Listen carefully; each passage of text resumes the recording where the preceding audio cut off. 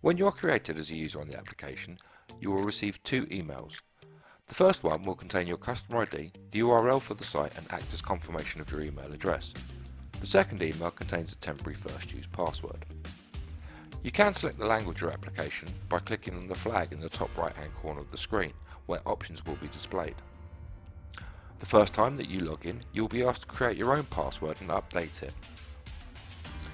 If at any time you forget your password, click on Can't access your account and the process will begin to create a new password. Once complete, you will have access to the application. If you ever wish to change your password, click on the drop-down menu in the top right-hand corner and follow the on-screen instructions.